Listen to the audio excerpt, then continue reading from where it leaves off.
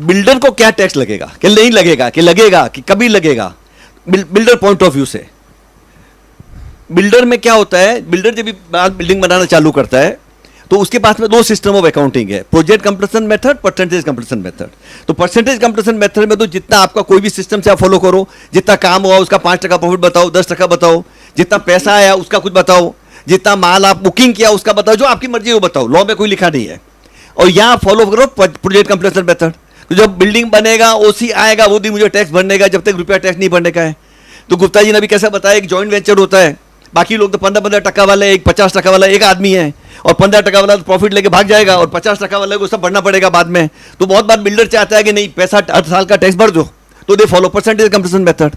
हम सीए लोगों में ऐसा इंप्रेशन था कि प्रोजेक्ट कंप्लीशन मेथड भी खत्म हो गया है, और वो अकाउंटिंग स्टैंडर्ड 7 आने के बाद कोई राय नहीं है पिक्चर में। लेकिन एक्चुअली क्या हुआ है, इनकम इंस्टीट्यूट ने बोला कि अकाउंट ऐसा मेंटेन करना चाहिए। उसके मैटर इनकम टैक्स में आईटीओ ने ऐड किए, मैटर लिटिगेशन हुआ, कोर्टों में मैटर गया, हाई कोर्ट ने बोला institute of chartered accountant can not give direction how to pay the tax. Income tax department है उसके लिए, आप ये बोलो कैसा अकाउंट लिखने का बताओ। तो वो तो अकाउंटिंग स्टैंडर्ड 7 से तो ऐड हुआ नहीं बाद में। फिर उसके थोड़े साल बाद इनकम टैक्स डिपार्टमेंट खुद लेके आया ICDS 3 कि अभी हमारा अकाउंटिंग स्टैंडर्ड हम लेके आते हैं, दैट इज बाइंडिंग। और ICDS 3 आया तो उसमें फॉर्मूला दिया, इतना % माल बिक गया, इतना ये हो गया, उतना वो हो गया। बिल्डर की एक बॉडी है महाराष्ट्र चैम्बर ऑफ इंडस्ट्री, उन्होंने प्रोटेस्ट किया। तो गवर्नमेंट ने क्या किया, ICDS 3 टोटल 10 IDS लेके आया था इनकम टैक्स वाला, ICDS 3 उन्होंने विड्रॉ कर लिया है, बाकी 9 है अभी भी। सो बिल्डर को एज ऑन टुडे कोई गवर्नमेंट का रजिस्ट्रेशन नहीं, इंस्टीट्यूट का है नहीं, इनकम टैक्स का है। जो बिल्डर की मर्जी हो वो फॉलो करे, प्रोजेक्ट कंप्लीशन करे, परसेंटेज कंप्लीशन मेथड करे, जो करने का करे। इसमें एक पॉइंट आता है रीडेवलपमेंट पे, खास रमेश भाई को कहा था इसको टच करना। 2017 में अमेंडमेंट किया। पहले रीडेवलपमेंट में क्या पोजीशन था कि समझो मैं लैंडलॉर्ड हूं, आप बिल्डर है, मैंने आपको प्रोजेक्ट दे दिया, करेक्ट।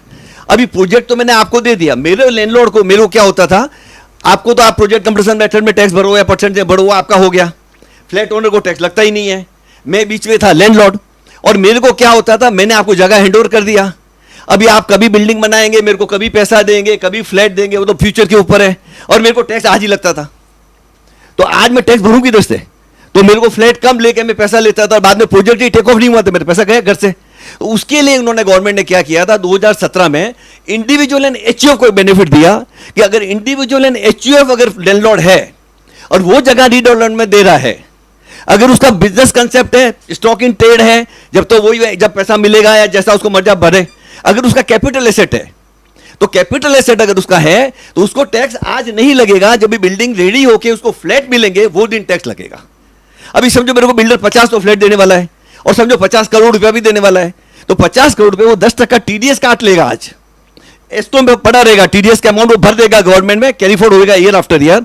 और जो दिन मेरा OC आएगा, जो दिन मेरे को 50 फ्लैट मिलेंगे, दैट देन उसकी मार्केट वैल्यू फ्लैट की और ये मेरा 50 करोड़ दोनों पे ऐड करके मेरे को टैक्स भरने का है। अब इसमें कंट्रोवर्सी एक और आ गई है कि मार्केट वैल्यू लेने का तो मेरे को जो दिन फ्लैट मिलेगा उसका मार्केट वैल्यू लेने का है, या मेरी जो प्रोपोर्शन में जमीन है उसकी मार्केट वैल्यू लेने की है, या उसकी कंस्ट्रक्शन कॉस्ट लेने की है। मेरी पर्सनल व्यू है कि मैंने 17 में एग्रीमेंट किया, 17 में मैंने क्या बोला कि इतना फ्लैट बनेगा, आधा तेरा आधा मेरा, एग्जांपल के लिए समझने के लिए बोलता हूं, और प्लस मेरे को 10 करोड़ रुपया दे देना। तो मैंने इनडायरेक्टली आधी लैंड आपको दे दी, आधी लैंड पे आप मेरे को कंस्ट्रक्शन करके देने वाले हैं। तो आपका जो कंस्ट्रक्शन कॉस्ट होगा मेरी लैंड के ऊपर, that is one part. Second, अभी वो भी तो लोन नहीं है, मेरा कंस्ट्रक्शन कॉस्ट क्या होएगा, तो रेक्टर वैल्यू पकड़ लूंगा, या टेंडर फ्लोट किया होगा तो वो फिगर लूंगा।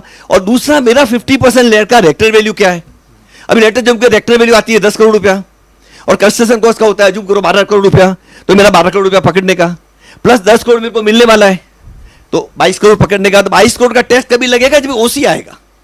दूसरा व्यू ITO लोग क्या ले रहे हैं कि जब मेरे को 50 फ्लैट मिले उस दिन उसकी रेक्टर वैल्यू क्या है वो पकड़ो, प्लस 10 करोड़ पकड़ो, तो इसका वापस लिटिगेशन चलेगा। तो लैंडलॉर्ड के अंदर भी काफी लिटिगेशन हो सकता है, से फ्री नहीं है, बट कंसेशन बहुत दे दिया है इंडिविजुअल एंड HUF को। जरा माइक उधर देते, बात क्लियर है।